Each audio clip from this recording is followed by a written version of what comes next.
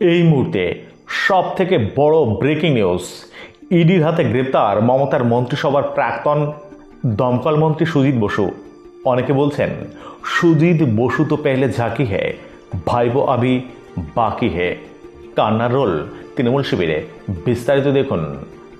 পুরো নিয়োগ দুর্নীতি মামলায় গ্রেপ্তার প্রাক্তন দমকল মন্ত্রী সুজিত বসু। সোমবার সকালে ইডির দপ্তরে হাজিরা দিয়েছিলেন তিনি। ম্যারাথন জেরার পর তাকে গ্রেপ্তার করল ইডির আধিকারিকরা। পুরো নিয়োগ দুর্নীতি মামলায় দীর্ঘদিন ধরে ইডির স্ক্যানারে সুজিত বসু অর্থের বিনিময়ে বিনিয়োগের অভিযোগ উঠেছিল তার বিরুদ্ধে।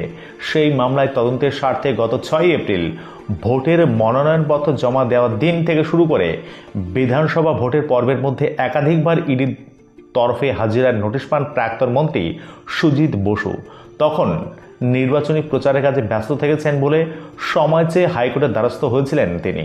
তৃণমূল সূত্রের দাবি, আদালতের নির্দেশ মেনে নির্বাচন চলাকালীন ইডির হাজিরা এড়িয়েছিলেন বিধাননগরের তৃণমূল প্রার্থী। ভোট মিটতেই পুরো নিয়োগ দুর্নীতি মামলার তদন্তের সহযোগিতায় গত 1 মে সল্টলেক সিজিও কমপ্লেক্স ইডির দপ্তরে মুখোমুখি হন সুজিত বসু। সঙ্গে ছিলেন তার আইনজীবী। দীর্ঘক্ষণ সময় কাটিয়ে তিনি বের হন। ওই দিনই ইডির দপ্তরে ঢোকার মুখে সুজিত বসু জানান, আদালতের অর্ডার কপি নিয়ে তিনি ইডির দপ্তরে এসেছেন। সোমবার ফের হাজিরা দেন তিনি। সঙ্গে ছিলেন ছেলেও। টানা প্রায় 10 ঘন্টা জেরা হয় তাকে। ম্যারাথন জিজ্ঞাসাবাদের পর বেরিয়ে যান তার ছেলে। ইডি সূত্রে খবর, বয়ানে অসঙ্গতির কারণে সুজিত বসুকে আটক করা হয়। প্রাক্তন মন্ত্রী সুজিত বসুকে আইনি পদ্ধতি শেষে রাতে গ্রেপ্তার করা হয় তাকে। শোনা যাচ্ছে শারীরিক পরীক্ষার পর সোমবার রাতেই তাকে তোলা হবে আদালতে। প্রসঙ্গত, পশ্চিমবঙ্গ সরকারের শুরু হলো শুভেন্দু যুগ। মুখ্যমন্ত্রী হিসাবে সোমবার প্রথমবার নবান্নে প্রবেশ করলেন শুভেন্দু অধিকারী। দেওয়া হলো গার্ড অব অনার। আর প্রথম দিনেই শপথ নেওয়ার বিজেপি সরকারের মন্ত্রীর সঙ্গে বৈঠক করলেন মুখ্যমন্ত্রী। নেওয়া হলো একাধিক সিদ্ধান্ত। একই সঙ্গে পুলিশকেও ফ্রি হ্যান্ড কাজ করার বার্তা দিলেন রাজ্যের নতুন মুখ্যমন্ত্রী।